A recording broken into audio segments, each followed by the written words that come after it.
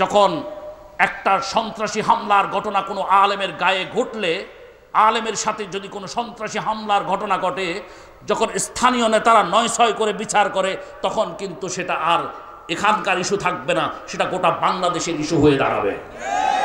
মনে রাখবেন এটা। আমি মাননীয় উপজেলা চেয়ারম্যান আপনাকে বলছি আজকের মাহফিল থেকে, নিশ্চয়ই আপনার কাছে কোনো না কোনোভাবে খবর চলে যাবে, এটা আমার অভিজ্ঞতা। আমার কথা হলো, বিচার করলে বিচারের মতো করবেন। যেভাবে বিচার করলে পূর্ব বেওলা নয়, শুধু সারা চকরিয়াতে মানুষ শান্ত হয়ে যাবে, ওই ইমাম ওলামাদের সাথে আর বেয়াদবি করবে না। এক ঘটনা ঘটেছিল ডুলা হাজরা রংমহলে, আপনারা শুনেছিলেন। এক বয়োবৃদ্ধ আলেম কিছুদিন আগে ইন্তেকাল করেছেন, আমার এই হুজুর মুফতি মাহমুদুল হক কাসেমি রহমাতুল্লাহ আলাই। তাকে হামলা করেছিল সেখানকার এক স্থানীয় এক সন্ত্রাসী। আমি এমপি সাহেবকে ফোন করেছিলাম, তখনকার এমপি সংসদ সদস্য জনাব জাফর আলম সাহেবকে। তিনি আমাকে বলেছেন, হুজুর বিচার করব। আমি ফোনে, আপনারা শুনেছেন রেকর্ডটা, আমি পাল্টা বলেছিলাম, মাননীয় সাংসদ এটা কত ঘন্টার ভিতরে করবেন? উনি বললেন আমি 24 ঘন্টার ভিতরে করব। তিনি 24 ঘন্টার ভিতরে বিচারটা করেছেন। আমি সবসময়, আমার কোনো রাজনৈতিক পলিটিক্যাল পরিচয় নেই, আমি ইমামদের প্রতিনিধি, এজন্য যখনই। আসসালামু আলাইকুম ওয়া রাহমাতুল্লাহি ওয়া বারাকাতুহু।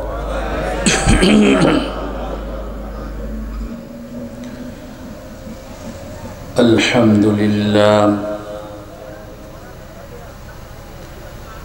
আলহামদুলিল্লাহিল্লাযী হাদানা লিখাইরিল আদিয়ান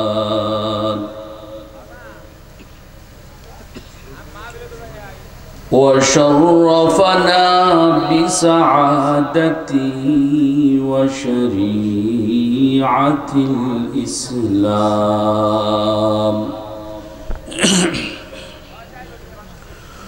ومجدنا بطريق الصحابة والعلماء الكرام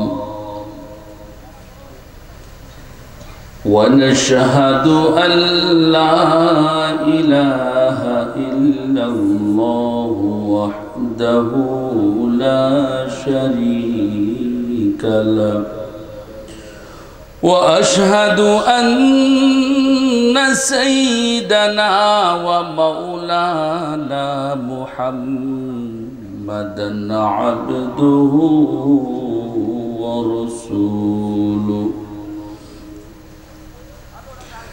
الذي أرسله بالحق بشيرا ونذيرا وداعيا إلى الله بإذنه وسراجا منيرا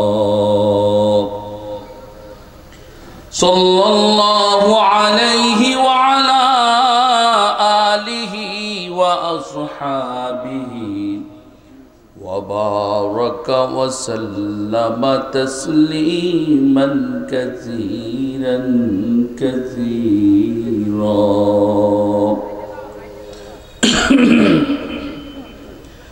فقد قال الله تعالى في كلامه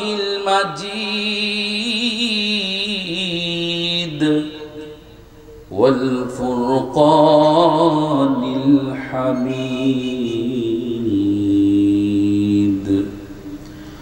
أعوذ بالله من الشيطان الرجيم بسم الله الرحمن الرحيم ولله العزة ولرسوله وللمؤمنين ولكن المنافقين لا يعلمون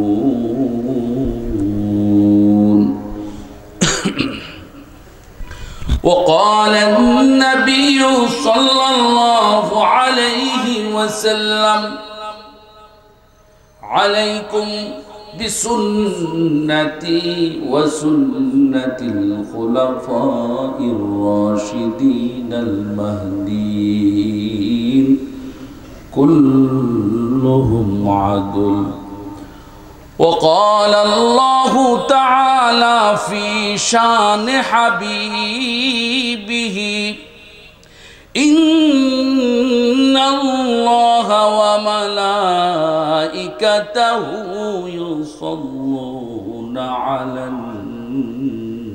النبي يا أيها الذين آمنوا صلوا عليه وسلموا تسليما.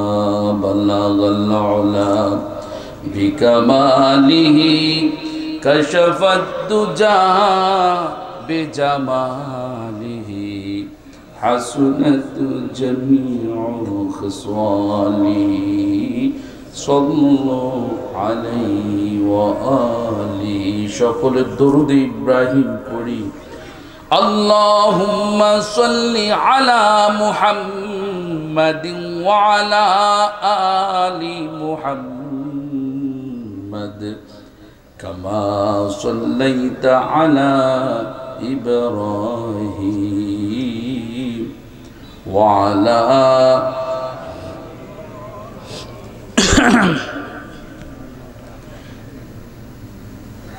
সকল আওয়াজ দিয়ে পড়তে হবে। দরুদ ইব্রাহিম আবার শুরু করব, সকলে একসাথে আওয়াজ দিয়ে পড়বেন। আল্লাহুম্মা সাল্লি আলা মুহাম্মাদিন ওয়া আলা কামা সাল্লাইতা আলা ইব্রাহিম ওয়া আলা ইন্নাকা হামিদুম مجيد. اللهم بارك على محمد كما باركت على إبراهيم وعلى آل إبراهيم إنك حميد مجيد. لا إله إلا الله لا إله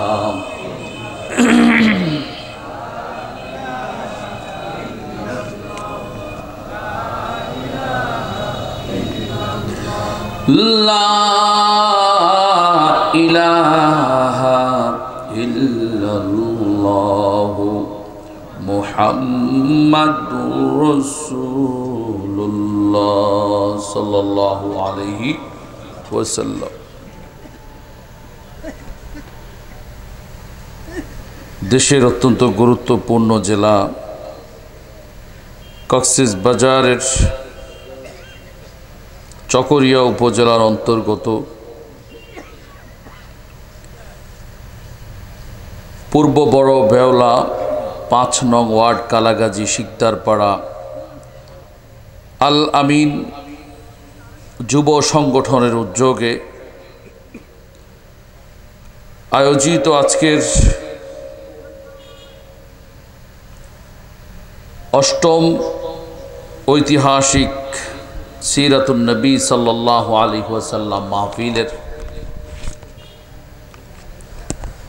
সমাপনী অধিবেশনের সম্মানিত সভাপতি, উপস্থিত মঞ্চে উপবিষ্ট হযরত উলামায়ে কেরাম, মুরব্বিয়ান,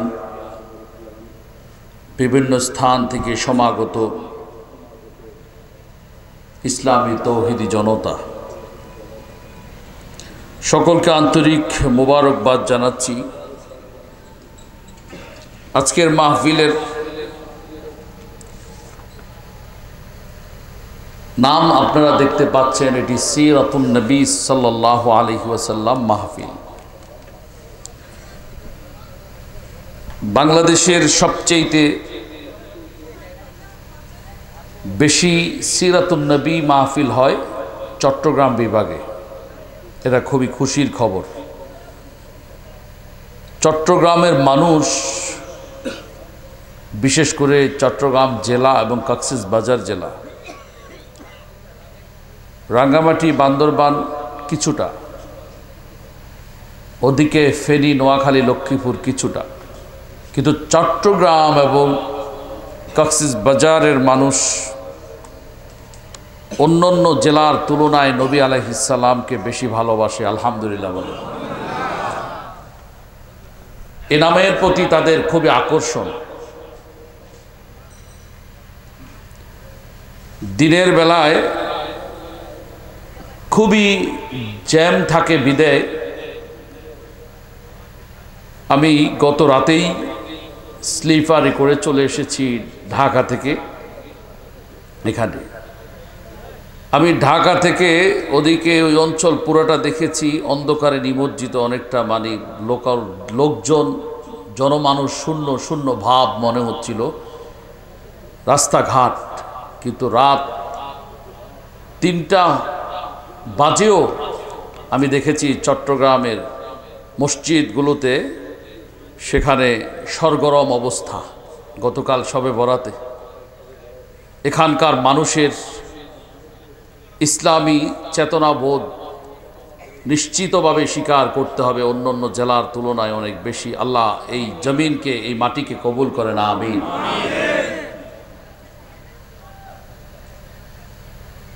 ইসলামিক বক্তাদেরকে সারা দেশে যেভাবে সম্মান করা হয় তার চাইতে বেশি অধিক সম্মান করা হয় চট্টগ্রাম এবং কক্সবাজারে। আলহামদুলিল্লাহ বলে। এই কথাগুলো শুনতে আপনাদের ভালো লাগছে নিশ্চয়ই। এটা আপনাদেরকে খুশি করবার জন্য নয়, বরং মাল্লাম ইয়াশকুরিন নাস লাম ইয়াশকুরিল্লাহ। রাসূল করিম সাল্লাল্লাহু আলাইহি ওয়াসাল্লাম বলেছেন, যে ব্যক্তি মানুষের কৃতজ্ঞতা স্বীকার করে না সে আল্লাহর কৃতজ্ঞতাও স্বীকার করে না। ফলে আপনাদের ভালোটা তুলে ধরছি উৎসাহিত হবার জন্যে, অনুপ্রেরণা পাবার জন্যে। আপনাদের এই চেতনা, এই উদ্দীপনা, ইসলামের প্রতি এই আবেগ, এই দরদ আপনারা ধরে রাখবেন, যেমন করে ধরে রেখেছিলেন আপনাদের পূর্ব প্রজন্ম। আপনারা ধরে রাখলে আপনাদের আগামী প্রজন্ম আপনাদের কাছ থেকে শিক্ষা নিয়ে নবী আলাইহিস সালামের এই দ্বীনের প্রতি তারা অটল থাকবেন, অবিচল থাকবেন। কক্সবাজারের মানুষের আরও একটি খুশির খবর, তাও আবার চকরিয়া না। এটা আমি আমার ছোটকাল থেকে অ্যানালাইসিস করে দেখেছি, বাংলাদেশে ইকো কমিয়ে দেন, ইকো লাগবে না, শুধু বেস দিলে হবে। বাংলাদেশের ভেতরে ইসলামের বিরুদ্ধে, কোরআন সুন্নাহর বিরুদ্ধে আঘাত আসলে সর্বপ্রথম যেই 2টি জেলার মানুষ সবার আগে রাজপথে নামতেন, সেই একটি জেলা সিলেট, আরেকটি জেলার নাম ছিল বিবাড়িয়া। আমি ছোটকালে দেখেছিলাম বিবাড়িয়া এবং সিলেটে ইসলামের বিরুদ্ধে কথা বলে বহু বড় বড় নেতা কাত হয়ে গেছে। অনেক ডিসি, এসপিকে তাৎক্ষণিক বদলি করা হয়েছে। আমি দেখেছি, খবর নিয়েছি। ইসলামের বিরুদ্ধে বক্তব্য দিয়ে তিনি বেশি দিন, 2 দিনও টিকতে পারেননি গণমানুষের প্রতিবাদের মুখে। কিন্তু এই সব কিছুকে দূরে ঠেলে দিয়ে, সব কিছুকে ওভারটেকিং করে কক্সবাজারের চকরিয়ার মানুষ একজন কোরআনুল কারীমের আন্তর্জাতিক মুফাসসিরে কোরআনের ফাঁসির রায়ে এই চকরিয়ার মানুষ রক্ত দিয়ে প্রমাণ করেছে এই দেশে চকরিয়ার উপরে আর কোনো ইসলাম প্রেমী নেই। আপনারা প্রমাণ করেছেন, কথা সত্য কিনা? আমি ঢাকায় বসে আবেগে আপ্লুত হচ্ছিলাম যে এই চকরিয়া, এখানে কি এমন বীজ বপন করে গেছিলেন, কোন সময় কোন সাধু, কোন আউলিয়া, কোন অলি, কোন আল্লাহর আবদাল, কোন কুতুব এই জমিনের ভিতরে কি গেড়ে গেছিলেন, কি মেহনত, সংগ্রাম, শ্রম দিয়ে গেছিলেন, আল্লাহই ভালো জানেন। আজকে সেই চকরিয়ায় বসে যখন আপনাদেরকে বললাম দরুদ ইব্রাহিম পড়বার জন্যে, আপনারা স্বতঃস্ফূর্তভাবে পড়তে পেরেছেন, আমি খুব খুশি হয়েছি। কারণ বাংলাদেশের যত জায়গায় যাই আমি বয়ানের শুরুতেই ইমামদেরকে, খতিবদেরকে একটু পরীক্ষা করে দেখি, মুসল্লিদের কাছ থেকে পরীক্ষাটা নিই মুসল্লিদের কাছ থেকে সত্য, কিন্তু পরীক্ষা করি মূলত ইমাম খতিবদেরকে।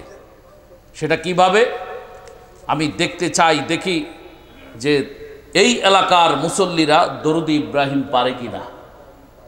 যেই এলাকার মুসল্লিরা দরুদ ইব্রাহিম পারে, আমি বুঝতে বাকি থাকে না আমার, আমি বুঝে নেই এই এলাকার ইমাম খতিবদের মসজিদের বেতনটা হালাল হচ্ছে। আলহামদুলিল্লাহ বলে কি হচ্ছে? হালাল হচ্ছে। কি হচ্ছে? হালাল। আর যেই এলাকার মুসল্লিরা দরুদ ইব্রাহিম বলতে পারে না, উচ্চস্বরে পারে না, অনেক জায়গা আছে এরকম, অনেক এলাকা আছে, আফসোসের বিষয়। সব পারে, সব ইয়া নবী সালাম আলাইকা পারে, সালাওয়াতুল্লাহ আলাইকা পারে, বালাগালুলা পারে। এই বাংলাদেশে বহু সমাজ আছে মারহাবায়া মারহাবায়া পারে, নাতে রসুল কোনটা দিবেন সব সব সব পারে, কিন্তু আফসোসের বিষয় হচ্ছে তারা দরুদ ইব্রাহিম পারে না। আমি সুস্পষ্টভাবে বলতে চাই, এক পাল্লায় যদি পৃথিবীর সব নাত রসুলকে রাখা হয়, এক পাল্লায় যদি পৃথিবীর সব ইয়া নবী সালাম আলাইকার সব বালাগালুলাকে যদি এক পাল্লায় রাখা হয়, আর দরুদ ইব্রাহিমকে যদি এক পাল্লা রাখা হয়, দরুদ ইব্রাহিমের পাল্লা ভারী হয়ে যাবে। সুবহানাল্লাহ। কথা বিশ্বাস হয়? দরুদ ইব্রাহিম যখন কোরআনুল কারীমের আয়াত নাজিল হলো,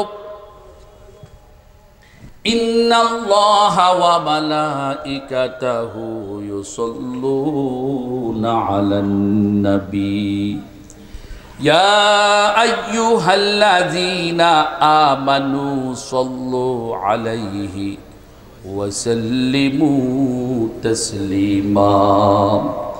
এই আয়াতটি যখন নাজিল হলো, সাহাবী কাব ইবনে উজারা রাদিয়াল্লাহু তাআলা আনহু বর্ণনা করেছেন, আমরা দলবদ্ধভাবে বিশ্বনবী সাইয়্যিদুল মুরসালিন রাহমাতে আলম নবীর কাছে গেলাম। সাহাবায়ে কেরাম জিজ্ঞেস করলাম, কাইফা সলাতু আলাইকুম ইয়া রাসূলুল্লাহ। কাইফা মানে কেমন, কিভাবে? তারা প্রশ্ন করেছেন, ইয়া রাসূলুল্লাহ কাইফা সলাতু আলাইকুম, আমরা কিভাবে আপনার উপর দরুদ পাঠ করব, কিভাবে সালাম প্রেরণ করব। এতদিন পর্যন্ত আত্তাহিয়াতু লিল্লাহি ওয়াস সালাওয়াতু ওয়াত তাইয়্যিবাত এরকম করে তো আরো অনেক দরুদ আমরা পাঠ করেছি, সালাম প্রেরণ করেছি। তাহলে এখন আবার আল্লাহ রাব্বুল আলামিন নতুন করে আমাদেরকে এই কেমন নির্দেশনা দিয়েছেন? আল্লাহ বলেছেন, তোমরা হে ঈমানদারেরা, তোমরা আমার নবীর প্রতি দরুদ এবং সালাম প্রেরণ করো। সুবহানাল্লাহ। কাইফা সলাতু আলাইকুম ইয়া রাসূলুল্লাহ, কেমন করে কিভাবে আমরা আপনার প্রতি দরুদ পাঠ করব, সালাম প্রেরণ করব। রাহমাতে আলম নবী সাইয়্যিদুল মুরসালিন সাল্লাল্লাহু আলাইহি ওয়াসাল্লাম বলেছেন তখন জবাবে, কুলু, হে আমার সাহাবায়ে কেরাম তোমরা বলো না, আল্লাহুম্মা সাল্লি আলা মুহাম্মাদিন ওয়া আলা আলি মুহাম্মাদ।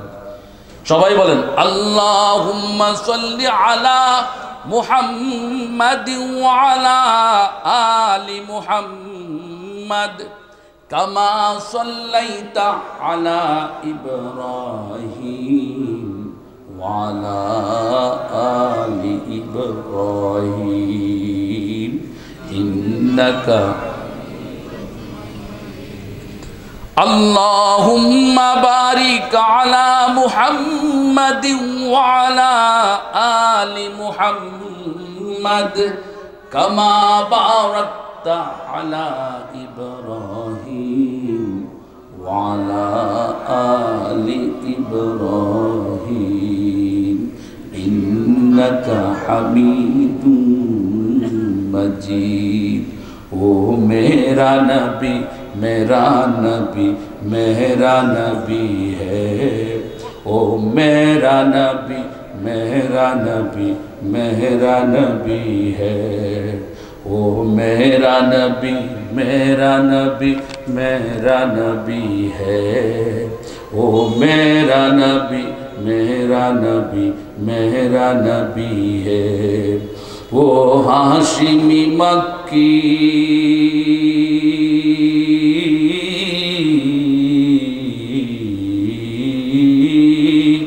वो हाशिमी मक्की मदनीउल अरबी है। ओ मेरा नबी मेरा नबी मेरा नबी है। ओ मेरा नबी मेरा नबी मेरा नबी है। अहमद है मुहम्मद है वही ख़त्म रसूल है। मखदूम मुरब्बी है वही वली कुल है। उस पर ही नजर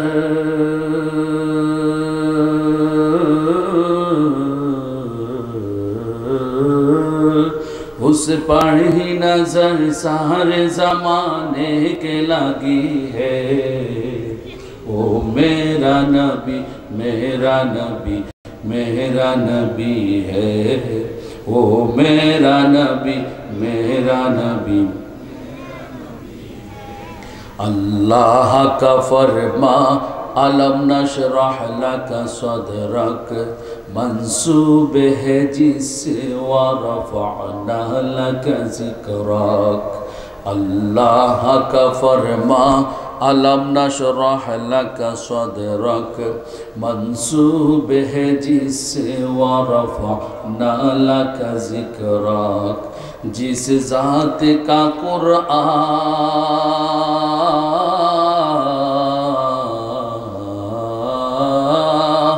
जिस ज़ात का कुरान में भी ज़िक्र जली है।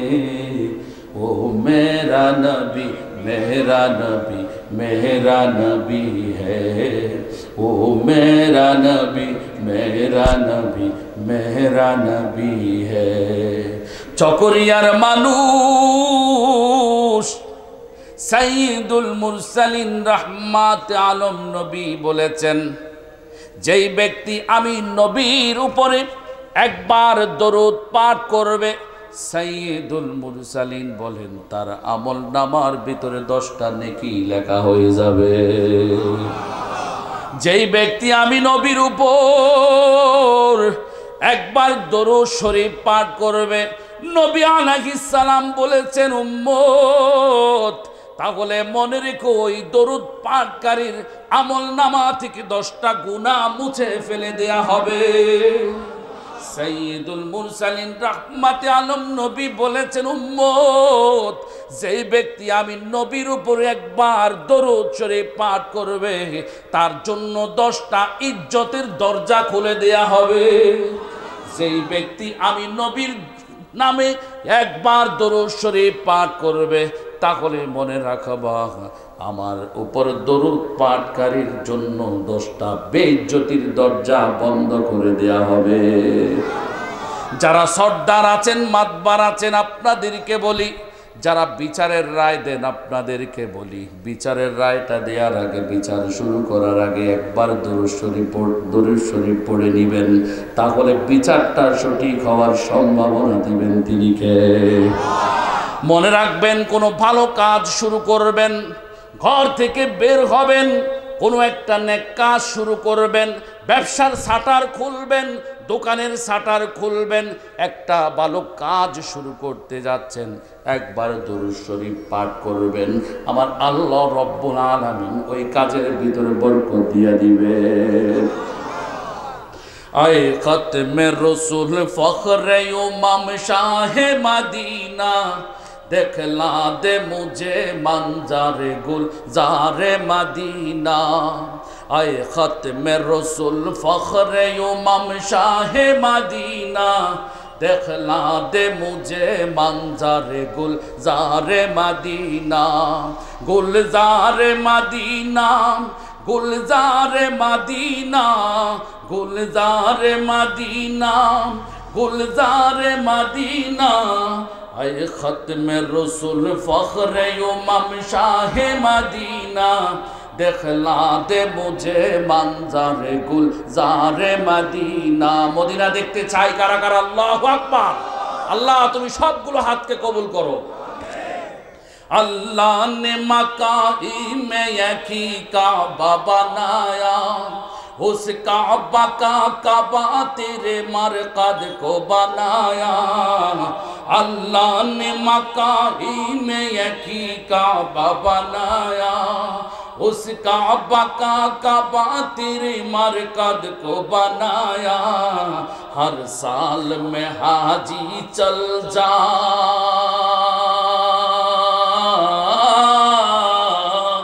हर साल में हाजी चल जाता है मदीना देखला दे मुझे मंजर गुलजारे मदीना सबाई देखला दे मुझे मंजर गुल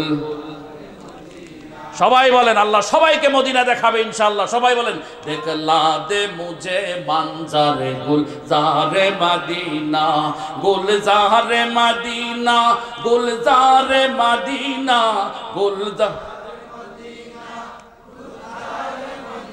সবাই गुलजारे मदीना गुलजारे मदीना गुल ऐ खत्म रसूल फख्र उमम शाह मदीना देखला दे मुझे मंजर गुलजारे मदीना देखला दे मुझे मंजर गुल अल्लाह ने तुम्हें अपने ही महबूब बनाया मेराज की सरकारी खुदाई को दिखाया अल्लाह ने तुम्हें अपने ही महबूब बनाया मेराज की सरकारी खुदाई को दिखाया अल्लाह ने बनाया तुम्हें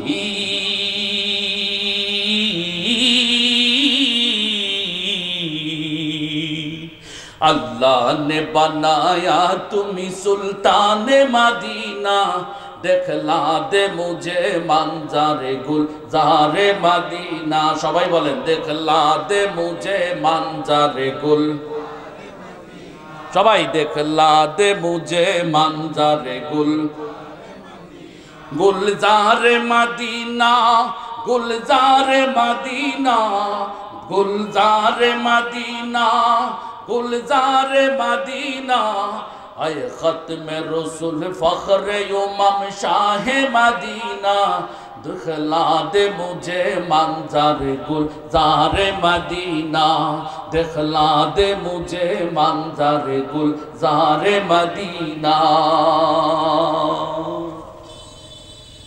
नबी आलैहिस सालाम ছাড়াই জীবন অচল কথা ঠিক কিনা নবীর মোহব্বত ছাড়া কেউ জান্নাতে যেতে পারবে নবীর ভালোবাসা লাগবেই আমাকে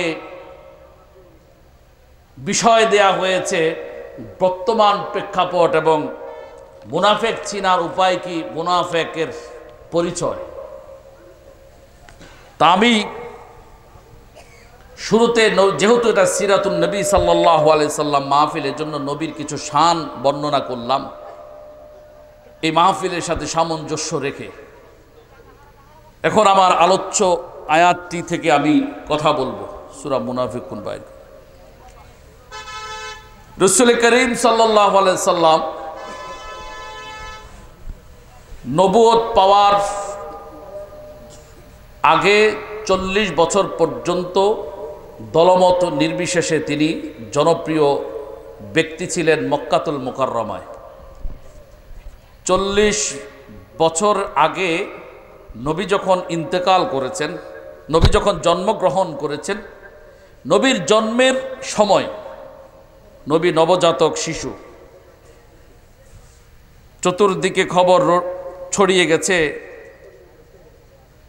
আব্দুল মুত্তালিবের ঘরে বংশের ভেতরে আব্দুল্লাহর বেটা নামে একজন মোহাম্মদ মানে একটা সন্তান শিশু সন্তান জন্মগ্রহণ করেছে আপনারা জানেন নবীজির জন্মের সময় পুরা দুনিয়া তোলপাড় সৃষ্টি হয়ে গেছিল, আলোচিত আলোকিত আলোড়িত হয়ে গেছিল পুরা দুনিয়া। সুবহানাল্লাহ। আবু লাহাবকে তার এক দাসী আবু লাহাবকে খবর পাঠায়, শুনছেন নি আপনার এমন সুন্দর একটা ভাতিজা হয়েছে, খুবই চমৎকার, হাসি, দেখতে শুনতে খুবই খুবই সুন্দর। আবু লাহাব দৌড়ে আসলেন ঘরে, এসে ভাতিজাকে আদর করবেন। ভাতিজা মুহাম্মদ সাল্লাল্লাহু আলাইহি ওয়াসাল্লাম, শিশু মুহাম্মদ নবজাতক, এরকম করে ডান হাতের শাহাদাত আঙ্গুলিটি এইভাবে শক্ত করে ধরে রেখেছেন। আল্লাহু আকবার। চাচা আবু লাহাবের কার? আবু লাহাবের আঙ্গুলটা এই শক্ত করে ধরে রেখেছে। আপনারা জানেন ঘরের ভেতরে যদি আপনাদের কোনো শিশু জন্মগ্রহণ করে, এই ডিস্টার্ব করবেন না, কিছু বলবেন না, এটা বললে আমার ডিস্টার্ব হবে, এটা বিষয় আলোচনায় ঢুকে গেছি, আপনি যান। আলোচনা বেশিক্ষণ হবে না, যেহেতু বিষয়ভিত্তিক আলোচনা, কেউ ডিস্টার্ব করবেন না। মাইক কিন্তু বেশি ডিস্টার্ব করতেছে, দূরে আসতে বলতে কমপক্ষে এতটুকু থাকতে হবে, নাহলে আমি মাইকের সাথে এটার সাথে ব্যালেন্স রাখতে পারবো না।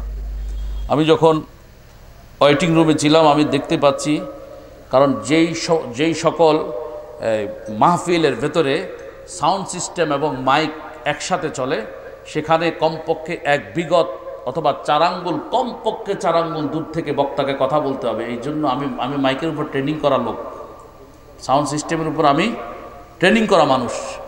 কমপক্ষে 4 আঙ্গুল যদি আমি ডিস্টেন্স না রাখি, তাহলে আমি যদি এটার সাথে বাজাই বলি, হ্যাঁ হবে না। আমাকে 4 আঙ্গুলের মধ্যে আপনাকে ব্যালেন্স করে দিতে হবে, মাইক এবং সাউন্ড সিস্টেম এই কমপক্ষে 4 আঙ্গুলের ভিতরে ব্যালেন্স করে দেন, ব্যাস এটাই কথা, ইকো হবে না। এবং আপনারা লক্ষ্য করছেন মাইক সেটিংয়ে একটু ডিস্টার্ব আছে, ভুল আছে।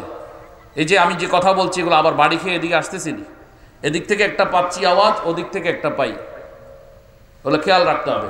তবে মাইক ভালো, মাইক চালানি ঠিক থাকতে হবে, মাইক কিন্তু ভালো। তাহলে নবী আলাইহিস সালামকে ধরছে এভাবে, আঙ্গুল ধরছে।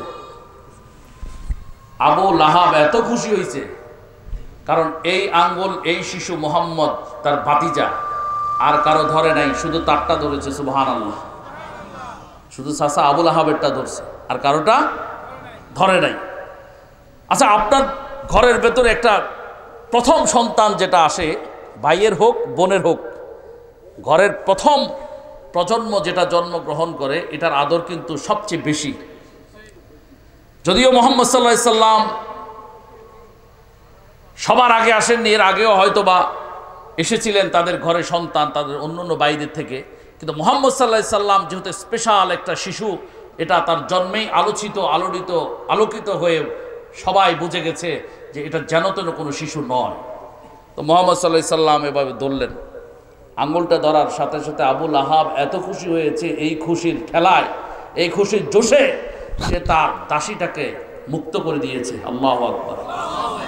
কিন্তু এই আবু লাহাব তার ভাতিজাকে নেতা মানতে নারাজ। কি মানতে নারাজ? নেতা মানতে নারাজ। আজকাল যুগে আমাদেরকে অনেকে মুরগির রান খাওয়ায়, কি মুরগির কুড়ার রান, অনারার দেশে কি কয় দে ফোন, ও কুড়ো কয় দে না, কুড়ো কুড়ো কয় দে, ওই কুড়ার রান কিন্তু আমাদেরকে খাওয়ায়, আমাদেরকে মসজিদে ইমাম হিসেবে মেনে নেয়, আমাদেরকে অনেক ইজ্জত সম্মান করে। কিন্তু আপনারাই সাক্ষী আছেন, একজন আলেম যদি নির্বাচনে দাঁড়ায়, চেয়ারম্যানই এমপিতে অথবা উপজেলা চেয়ারম্যান অথবা মেয়র ইলেকশন করে, তাহলে একদিকে একজন আলেম ভোট দাঁড়াইছেন, আরেকদিকে একজন খুনি, দর্শক, লম্পট, ডাকাত, চোর, বাটপার দাঁড়াইছেন। তাহলে আলেম বেশি পান নাকি উনি বেশি পান? উনি বেশি পান। হ্যাঁ, ওরা বেশি পায়। আবু লাহাব বলেন, আর ওই সিন্ডিকেটটা বলেন, ওই সিন্ডিকেটে কয়েকজনের নাম বলে দিই আমি। আবু লাহাব, আবু জাহেল, উতবা, রবিয়া, শাইবা, আস ইবনে ওয়াইল, এরা ছিল একটা সিন্ডিকেট। আবুল আহাব বলেন, আবু জাহেল বলেন, সবাই ভাতিজা হিসেবে সম্মান করে, স্নেহ মায়া মহব্বত করে, সত্য, কিন্তু নেতা হিসেবে মানতে না চায় না, নেতা হিসেবে মানতে চায় না। আমাদেরকে হুজুর এটা খান ওটা খান, এই করেন সেই করেন, হুজুর আসেন আমার বাড়িটা উদ্বোধন করে দিয়ে যান, হুজুর এক কাপ চা খান, কিন্তু আমাদেরকে অনেকে নেতা মানতে চায় না। আমি সব সময় বলি উলামায়ে কেরামকে নেতৃত্বে আসতে হবে। যতদিন পর্যন্ত আলেমেরা সমাজ নেতৃত্বে আসবে না, ততদিন পর্যন্ত এই দেশ থেকে চুরি বাটপারি বন্ধ হবে না। আল কোরআনের প্রতিনিধি আলেম সম্প্রদায়, যদি আল্লাহর আইন কায়েম করতে চাও এ দুনিয়ায়, তবে মসজিদের ওই মিম্বার নয় শুধুই সীমানা, গোটা দুনিয়া বানাতে হবে তোমার ঠিকানা। মিম্বার থেকে ময়দানে এগিয়ে যেতে হবে, সব বাতিলের চেয়ারগুলো দখলে আনতে হবে। আলেমদেরকে সমাজ নেতৃত্বে আসার দরকার আছে না নাই?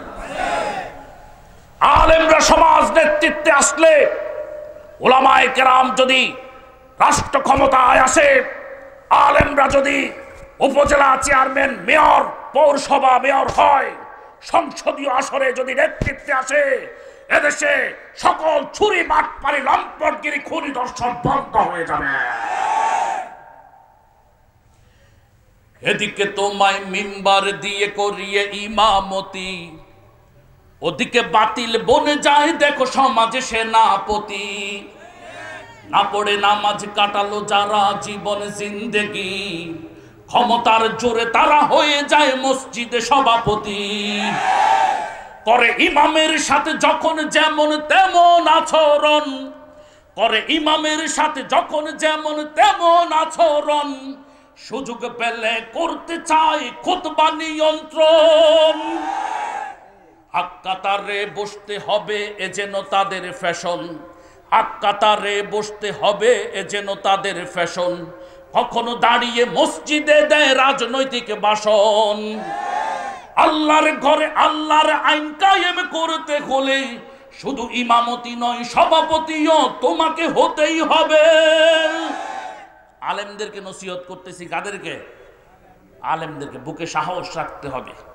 উলামায়ে কেরামের অন্তরে কলবে মুখে যদি গুণ ধরে যায়, উলামায়ে কেরাম যদি চুপসে যায়, মুখে লাগাম টানে, তাহলে এই জাতির সভ্যতা সংস্কৃতির বলে আর কিছু থাকবে না। কিন্তু কিছু আলেম আছে বন্ডের বন্ড, আছে না নাই? আছে না নাই? বন্ড নম্বর 1, বন্ড নম্বর। আমি ছোটকালে এক রাস্তা দিয়ে হাঁটতেছি, তো সিনেমার পোস্টার দেখছি। কি আপনারা কি এটাকে কি দোষ ধরবেন? আমি দেখলাম কেন? আমি দেখবো না? আমার চোখ আছে, আর ও পোস্টার লাগাইছে, আমি দেখলে অসুবিধাটা কোথায়? আমি দেখছি ওখানে লেখা আছে বন্ড নম্বর 1, বন্ড নম্বর সিনেমার পোস্টারে। আলেমদের ভিতরে একদল আছে বন্ড নম্বর 1। বন্ড নম্বর 1 কারা কইলে কারো মনে কষ্ট যাইবনি কোনো? বন্ড নম্বর 1, বন্ড নম্বর 1-এর বড় পাগড়ি দেখবেন, জুব্বা দেখবেন, মাথার ভিতরে টুপি দেখবেন, গায়ের ভিতরে শাহী অবস্থা, পীর। আবার মানুষকে দেখলে করে আমারটা আসেনি দেখি, মানুষকে দেখলে আবার এটাও বাইর করবে, কি? হ্যাঁ, তসবিহ। এই মানুষকে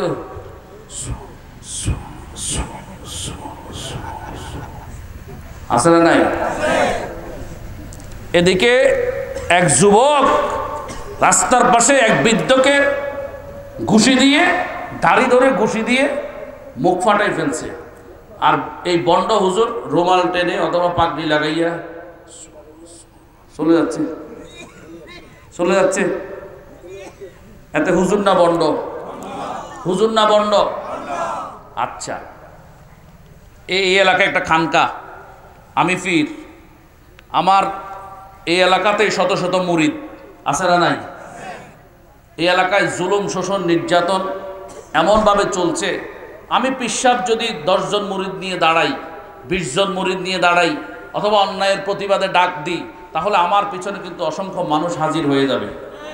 কিন্তু আমি বন্ড, পীরের বেশে পীরের নাম দিয়ে আমি খানকাতে বসে পেট মোটা করতেছি, অন্যায়ের প্রতিবাদ করি না, আছে না নাই? শুধু খানকাতে বসে পাঞ্চি বিয়ে ঝপিলে তাসবিহ দানা, মনে রেখো ইসলাম এভাবে কায়েম হবে না। যদি অন্তরে তব জেগে না ওঠে জেহাদি তামান্না, তবে খানকা বাজির বন্ডামিতে রেহাই মিলবে না। লোক দেখানো ইবাদত নামে ভণ্ডামি সব ছাড়ো, লোক দেখানো ইবাদত নামে ভণ্ডামি সব ছাড়ো, রাজপথে নেমে খোদাদ্রোহীর কণ্ঠ চেপে ধরো। পীর ওমরের অনুসারী যদি পরিচয় দাও, পীর ওমরের অনুসারী যদি পরিচয় দাও, তবে দেশ মানুষের প্রয়োজনে কাছে গিয়ে দাঁড়াও। বাংলাদেশের নবীর শাসন কায়েম করতে হলে, আল কোরআনের সমাজ কায়েম করতে হলে, তবে শুধু পীরগিরি নয় নেতাগিরিও তোমাকে করতে হবে।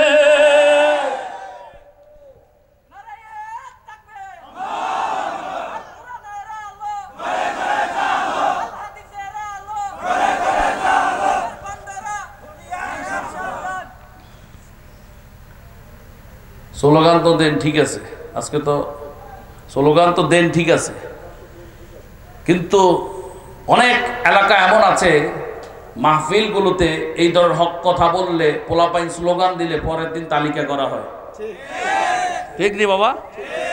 পরের দিন কি করা হয়? তালিকা। যত অজ্ঞাত মামলা আছে, অজ্ঞাত যত অপরাধ আছে, সবগুলোতে একটার একটার সাইজ করে করে ঢুকিয়ে দেওয়া হয়। ওই রাত্রে স্লোগান দিছে। আল্লাহ আমাদেরকে হেফাজত করেন, জোরে বলেন, জোরে বলেন। কারো কষ্ট হয়নি তো? নবী আলাইহিস সালামের নবুয়ত মেনে নিতে পারে নাই এই সূরারা। জিবরিল আমিন বিশ্বনবী সাইয়্যিদুল মুরসালিন রাহমাত আলম নবী আলাইহিস সালামের কাছে হাজির হয়ে গেলেন। তিনি সংবাদ নিয়ে আসলেন, আয়াত নিয়ে আসলেন। সূরা মুনাফিকুনের ৮ নম্বর আয়াত নাজিল হয়ে গেল। আল্লাহ রব্বুল আলামিন সাক্ষী দিয়ে দিলেন, ইয়াকুলুনা লা ইন রাজা'না ইলাল মাদিনাতি লা ইউখরিজান্নাল আ'আজ্জু মিনহাল আযাল। আল্লাহ রব্বুল আলামিন পরিষ্কার করে দিলেন, এগো নবী, এই যায়েদ ইবনে আরকাম যেই কথা আপনার কাছে এসে বলেছে এটা সত্য। ইয়াকুলুনা, তারা এই কথা বলেছে, লা ইর রাজা'না ইলাল মাদিনাতি, মদিনায় যখন আমরা যাব, মদিনাতে যদি আমরা যেতে পারি, লা ইউখরিজান্নাল আ'আজ্জু মিনহাল আযাল, তাহলে আমরা ইজ্জতওয়ালারা, আমরা সম্মানীরা বেসম্মানী ওই যাযাবরদেরকে মদিনা থেকে বিতাড়িত করব। নাউজুবিল্লাহ। সাহাবায়ে কেরামের শানে 200-এর অধিক আয়াত নাজিল হয়েছে। সুবহানাল্লাহ বলেন। 200-র অধিক নাজিল হয়েছে, সাহাবীদের শানে আয়াত নাজিল হয়েছে। তন্মধ্যে 10টা আয়াত নাজিল হয়েছে মা আয়েশার সম্মানে। সুবহানাল্লাহ বলেন। এবার আল্লাহ তাআলা সুস্পষ্ট করে দিয়েছেন এই মুনাফিকেরা এই কথা বলেছে। আজকাল মুনাফিক, বহু মুনাফিক আছে। আমাকে মাফ করবেন, আমি কোনো রাজনৈতিক বক্তব্য কোনো মঞ্চে গিয়ে দেই না, কোনো একক কোনো দলকে ইনসাল্ট করে, ডিসক্রেডিট করে, ডিসলাইক করে, তাকে অপমান করে আরেকটা দলকে উস্কানি আমি কখনোই দেই না। কারণ আমরা দায়িত্বশীল জায়গার মানুষ। আপনারা জানেন খতিব কাউন্সিল বাংলাদেশের আমি চেয়ারম্যানের দায়িত্ব পালন করছি। প্রায় 50,000 খতিব, আমাদের ইমাম খতিব আমাদের সংগঠনের সদস্য। আলহামদুলিল্লাহ 50,000-এর বেশি। এই চকরিয়াতে আমরা 30টা সন্ত্রাসী হামলার ঘটনা সমাধা করেছি। আপনাদের সাবেক যে সংসদ সদস্য জনাব জাফর আলম সাহেব, তার সাথে আমরা অনেকগুলো কেস উনি এবং আমরা নিজে আমরা হ্যান্ডেলিং করেছি। তার সাথে কয়েকটা কল রেকর্ড আমার ভাইরাল হয়েছে, আপনারা দেখেছেন। বর্তমান এমপি যিনি আছেন তার সাথেও আমার অনেক কাজ হবে আমি বিশ্বাস করি। কারণ আমাদের কাজ হচ্ছে, ইমাম যেই টুপির হবেন তিনি বেল্লবী আকিদার হলে কোনো আমার সেটা দেখার বিষয় নয়। তিনি আহলে হাদিসের হলে আমার দেখার বিষয় নয়, তিনি আলিয়ার ইমাম হলে আমার দেখার বিষয় নয়, তিনি কওমিয়ার ইমাম হলেও আমার দেখার বিষয় নয়।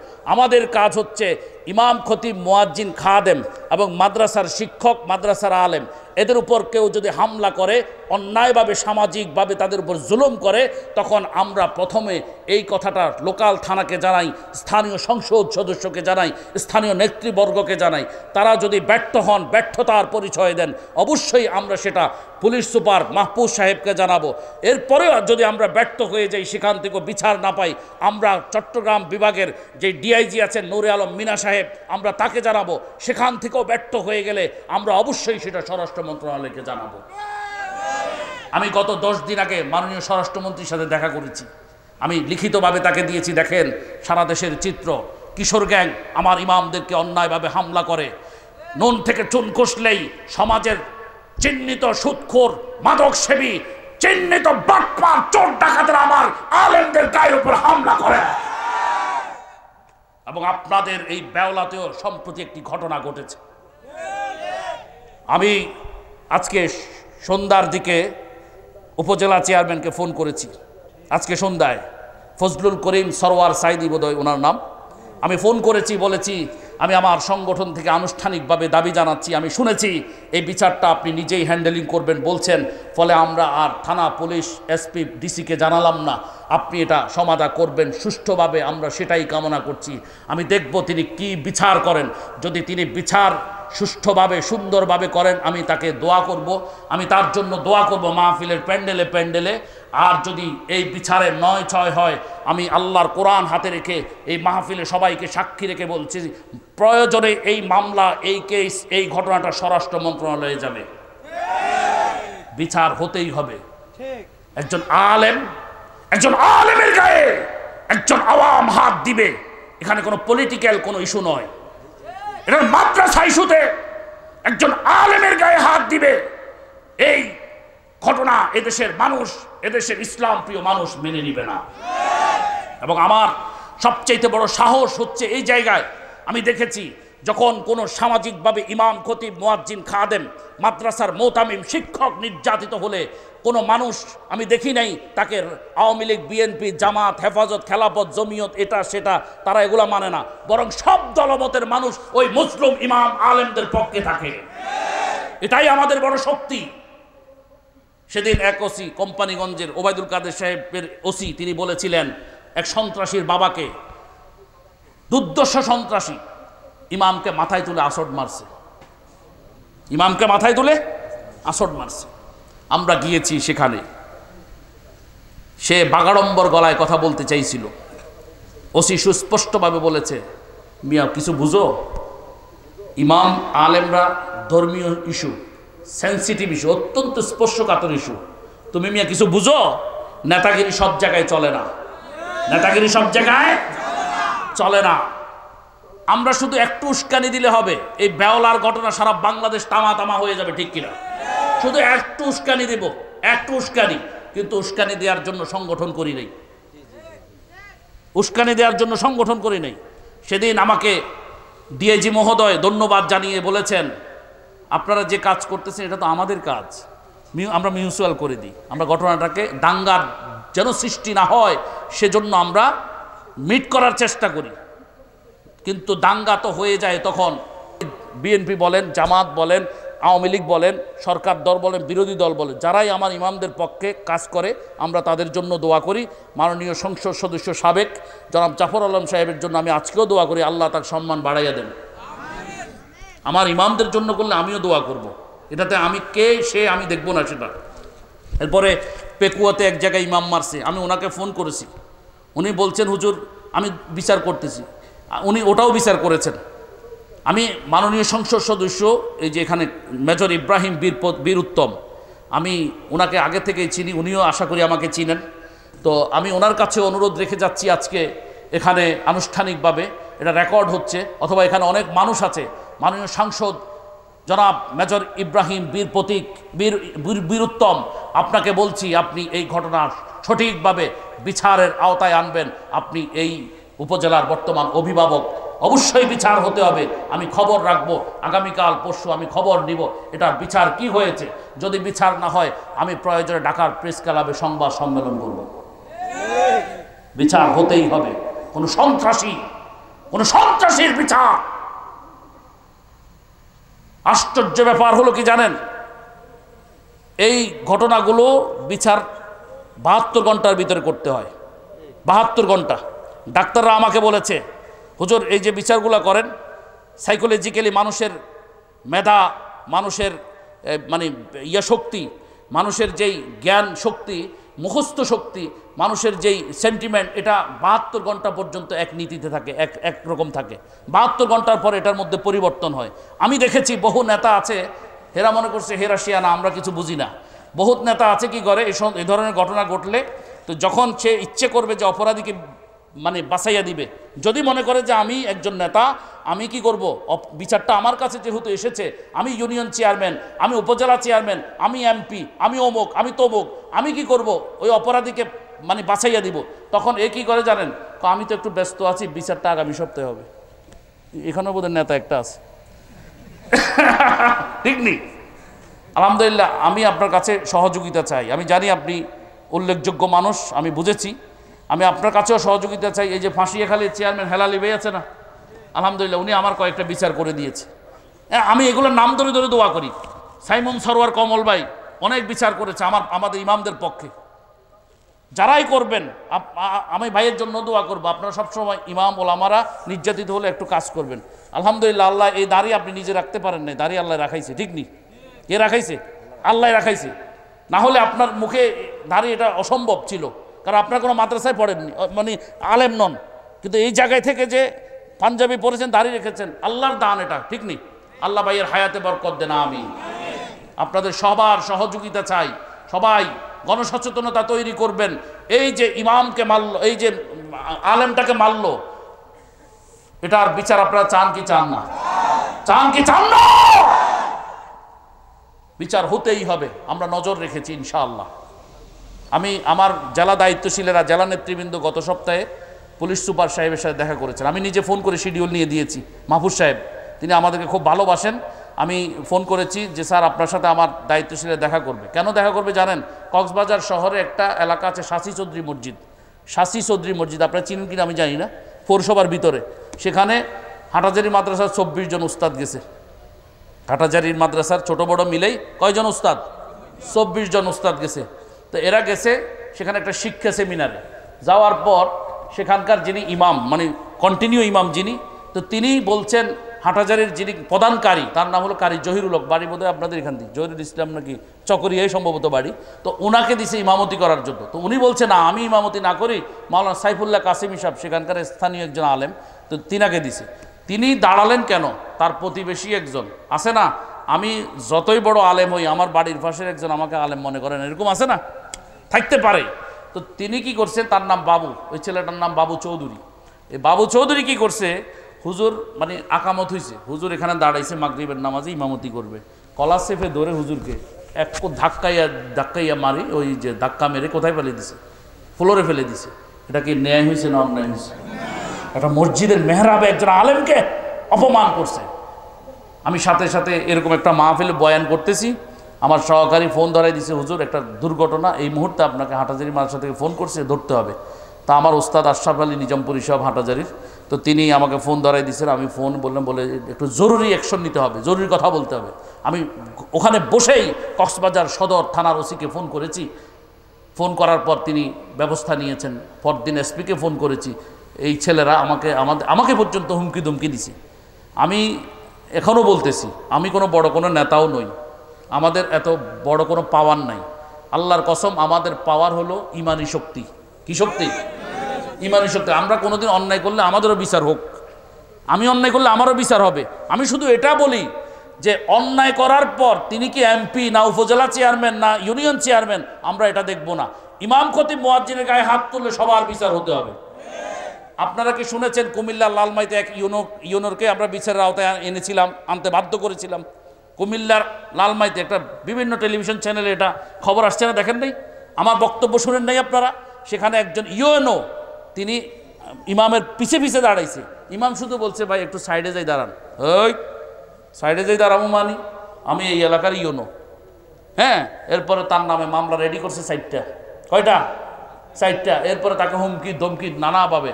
আমি ডিসি সাহেবকে ফোন করেছি, আমি সংস্থাপন মন্ত্রণালয়ে ফোন করে, জনপ্রশাসন মন্ত্রণালয়ে ফোন করেছি। সব দিক থেকে যখন সবাই নৈতিকভাবে এগুলোতে কিন্তু আলহামদুলিল্লাহ আমি মাননীয় স্বরাষ্ট্রমন্ত্রীর জন্য দোয়া করি। তিনি, আপনারা রাজনৈতিকভাবে সেটা আলাদা ব্যাপার আপনাদের, আমাকে কেউ ভুল বুঝবেন না। আমি এই মন্ত্রিত্ব যদি বিএনপির হয়, অন্য দলেরও হয়, এখন তো আওয়ামী লীগের, আমি কাজ করলে আমাদের পক্ষে আমি সবার কথা বলবো। মাননীয় স্বরাষ্ট্রমন্ত্রীর সুস্পষ্ট নির্দেশ, ইমামদের গায়ে অন্যায়ভাবে হাত দেওয়া যাবে না, মনে রাখবেন। তো পরে ডিসি সাহেব তাকে বিচার করছে, যা করার কথা আপনারা দেখছেন মিডিয়াতে। পরে 1 সপ্তাহের ভিতরে তিনি কুমিল্লার লালমাই থেকে ট্রান্সফার হয়ে রাঙ্গামাটি এসেছেন, বরকল উপজেলা রাঙ্গামাটি শহর থেকে ট্রলারে 3 ঘন্টার পথ। কয় ঘন্টা? 3 ঘন্টা। আবার পানিশমেন্ট বদলি এটাকে বলে। ওনার নাম ফোরকান এলাহি অনুপম।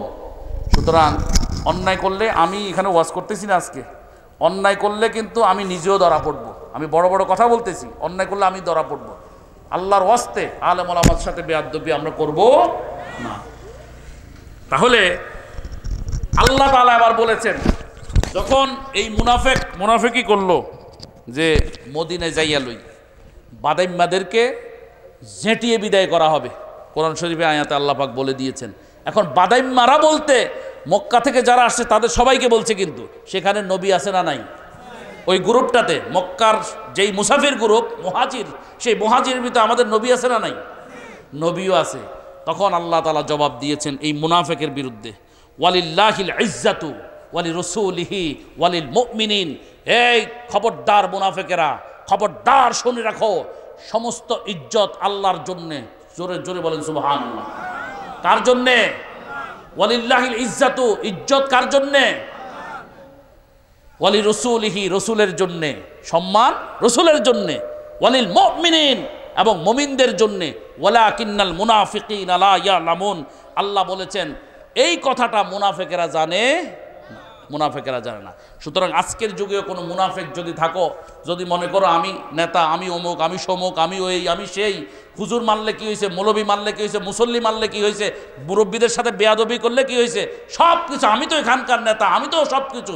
মনে রাখবা, ইজ্জত সম্মান দেনও আল্লাহ, ইজ্জত সম্মান নিবেনও কে? বহুত নেতা এখন 2 পয়সার দামও নাই। বহুত নেতার নেতাগিরির ধ্বংস হয়ে এখন পায়ের তলে তার সম্মান পড়ে গেছে, আরেকজনের সম্মান উঠে গেছে। এরকম আছে না নাই? আল্লাহ আমাদেরকে হেফাজত করেন, আমিন বলেন। এত দুঃখ শেষ করে দিচ্ছি, একটা সঙ্গীত গাই শেষ করে দিচ্ছি, কি বলেন? হ্যাঁ, রাত অনেক হয়েছে, আবার ফজরের নামাজ পড়তে হবে না ভাই? তো বক্তব্য রাখতে হবে, কিছু বলবেন না? কি বলেন? তারপরে 2টা কথা বলতে হবে না, আমার পক্ষ থেকে আপনি বলতে হবে, 2 মিনিট কথা বলতে হবে। কি আপনারা শুনতে চান না? চান, বলিয়েন। শোনেন, একটা সঙ্গীত গামু, কারো গায়ে লাগলে আমাকে আগে মাফ করে দিয়েন। আমি কোনো এলাকার কাউকে চিনিও না, আমি জানিও না কে কোন জায়গায়, কে কোন কাজে জড়িত, এটা আপনারাই ভালো জানেন, আমি কিছুই জানি না। শুধু বুঝে নেবেন, মাইর হওয়ায় আওয়াজ হবে না, এরকম অবস্থা। এত দুঃখ রাখবো কোথায়, রাখার জায়গা নাই, আমাদেরই কপালেতে শান্তি বুঝি নাই, সমাজেতে অসঙ্গতি বলবো কত আর, গায়ের জোরে বিচার পতির ঘুষেরই কারবার। আছে না নাই? জায়গা জমির বিচারের জন্য সর্দারের কাছে যান, এবারে এটা ডেট দিব যে 2 মাস পর। কয় মাস পর? 2 মাস পর। কিন্তু কাবিনের বিচারের জন্য, বিয়ে শাদীর কাবিন ভাঙাভাঙি আছে না, মানে বিয়ে শাদী বিচ্ছেদের বিচারের জন্য যান, কয় এটা আগামীকাল হবে, আগামীকাল। কারণ এখানে কি আছে? মাল আছে। কি আছে? এই বিচারে কি আছে? কারণ বিচারটা করতে পারলে, বিয়েটা ভেঙে দিতে পারলে, দেনমোহরের 3 লাখ 4 লাখ 5 লাখ টাকা নেতা কয় এটা আমার হাতে দিয়ে না, আমি পৌঁছাই দিব। এবার এই টাকা উদ্ধার করার জন্য কনে পক্ষের বাপের ভাইয়ের স্যান্ডেল কয়েক জোড়া ক্ষয় যায়, মাগার নেতা থেকে এই টাকাটা উদ্ধার করতে পারে। সমাজেতে অসঙ্গতি বলবো কত আর, গায়ের জোরে বিচার পতির ঘুষেরই কারবার। ভাই গো, টাকার অভাবে গরিব দুঃখী বিচার নাহি পায়, আমাদেরই কপালেতে শান্তি বুঝি নাই, আমাদেরই কপালেতে শান্তি বুঝি নাই। সুদে ঘুষে কাটে জীবন করে দুর্নীতি, এমন লোক মসজিদের যদি হয় রে সভাপতি। আছে না নাই? বাংলাদেশের 90% মসজিদ সুদখোর, বেনামাজি, ঘুষখোর, লম্পট, চোর, ডাকাত, বদমাশ মসজিদের সভাপতি, সেক্রেটারি।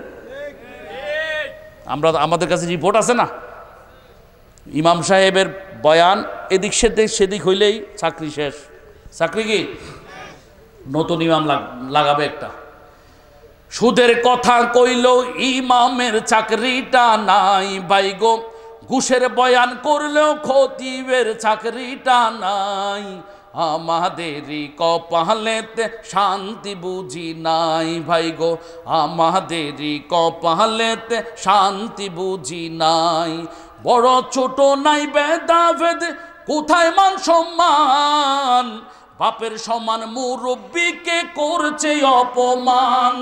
10 বছরের পোলায় যদি সামনে বিড়ি খায় ভাই গো, 10 বছরের পোলায় যদি সামনে বিড়ি খায়, আমাদেরই কপালেতে শান্তি বুঝি নাই। নোয়াখালী এক জায়গায় গেছি ওয়াজ করতে, তো এক মুরব্বী নোয়াখালীর ভাষা বলতেছে, হুজুর আমনে নি আজকে এখানে প্রধান অতিথি? বললাম জি। কয় তা আমি আইসি আপনার কাছে একদিন কথা কইতাম। তা আমি কিছু কন? কয় প্যান্ডেলের পাশে একটা পোলা ঘুরতেছে, কয় এই পোলা, এই পোয়াটা যন্ত্রণায় একটা মুরব্বীও কি শান্তিতে নেই, অতিষ্ঠ হয়ে গেছে। তা আমি বলছি আমি কি করব? তো বলে হুজুর আপনি যদি একটু ডাক দিয়ে দিতেন, অর্থাৎ বারণ করে দিতেন, তাহলে আমার মনে হয় ছেলেটা ভালো হয়ে যেত। তো আমি বলছি ঠিক আছে, ওকে ডেকে নিয়ে আসেন। তো আনলেন তিনি। ছেলেটার বয়স 15 থেকে 17, 18 হবে। আমি তার চেহারার দিকে তাকাইলাম, চুলের কাটিংয়ের দিকে তাকাইয়া দেখলাম যে জীবনে শাহরুখ খান কাটিং দেখলাম সেলুনগুলোর ভিতরে, সালমান খান কাটিং দেখলাম, Messi cutting, Neymar cutting, Ronaldo cutting দেখলাম, মাগার এই কাটিং কোনোদিন ন দেখলাম, এই কাটিং ন দেইলাম। তা আমি জিজ্ঞেস করলাম, রে কি কাটিং রে মারছো এটা? কি কাটিং মারলি রে এটা? মাতে না, একবার, দুইবার, তিনবার। তো কয় মাথাটার উঠাইয়া কয় হুজুর এটা ওয়ালটন কাটিং। কি কাটিং?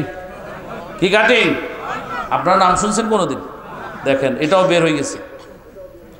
আমিও জীবনে নাম শুনি নাই, এই নাম কোত্থেকে আনছে? ওয়ালটন কাটিং বলে। ওয়ালটন আমরা জানি ফ্রিজ, কেমন এসি, এগুলো শুনছি, এতে ওয়ালটন কাটিং আনছে একটা। আচ্ছা যাই হোক, তো মুরব্বীর সাথে বেয়াদবি করলা কেন? ব্যাপারটা কি? হেবেটা হ্যাকতাই নিয়ে আপনার হুজুর বিচার দিছে, তাইলে আমি আমারটা কমুনি পোলায় কয়। তা আমি কিছু হুজুর আমি বুঝছি, আমি ওনার সামনে ওই দিন বিড়ি খাইছি, এই বিচার আপনার কাছে সে হেবেড়াই দিছে। হ্যাঁ, উনি আপনার কাছে এটা দিছে যে আমি ওনার সামনে বিড়ি খেয়েছি। তো হুজুর গত সপ্তাহে যে ওনার ছেলে আমার বাপের সামনে লুঙ্গিটা তুলে দিছে, হে বিচার কে করবে? ওই বিচার কে করবে? এখানে যারা পলিটিক্যাল পার্সন অথবা সামাজিক ব্যক্তিবর্গ যারা আছেন, আমার চেয়ে আপনি আরও বেশি ভালো জানেন যে সমাজগুলোতে এমন পরিস্থিতি হয়েছে বর্তমানে যে নিজের ছেলের অন্যায়টা আমরা অনেক বাবারা দেখি না, আরেকজনের পোলাটায় অন্যায় করলে সেটাকে আমরা বড় করে দেখি। আছে না নাই? নিজের ছেলে আজকে সারাদিন মুরব্বীদের সাথে বেয়াদবি করছে কিনা এটার খবর আমরা বাবারা নিই না।